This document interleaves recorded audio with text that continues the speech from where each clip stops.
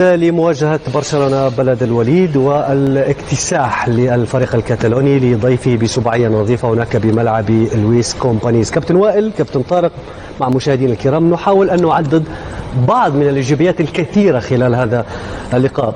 وائل، 7 أهداف في مواجهة واحدة، الانتصار الرابع على التوالي، العلامة الكاملة ب12 نقطة بعد مرور 4 جولات قبل التوقف الدولي، لم تستقبل شباك أي هدف بعد أن استقبلت 3 أهداف في الجولات الثلاث الماضية، الأداء الجماعي تقريبا دون نقاط ضعف بالعلامة الكاملة، الأداء الفردي حدث ولا حرج.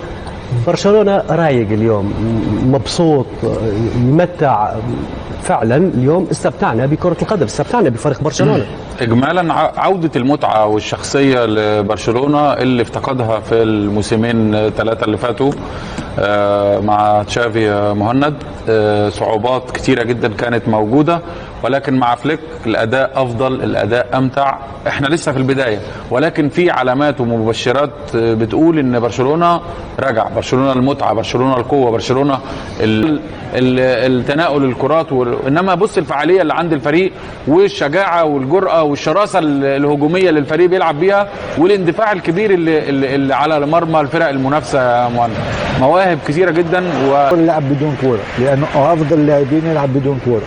طلب الكرة في ظهر المدافعين، قد عندهم كريم سجل كثير من الأهداف. شوفوا لهنا لامين يامال، المجهودات اللي قام به لامين يامال ساعة، ونشوفوا اللاعبين يلعبوا بدون كرة. شوفوا كلهم مشاو، كلهم مشاو. وشوفوا رافينيا، السرعة، تغيير السرعة تاع رافينيا، طب الكرة في الوقت المناسب وسجل هدف ممتاز. يعني لاعبين ضد 5 و6 مدافعين غلطوا الدفاع، وهذا بطبيعة الحال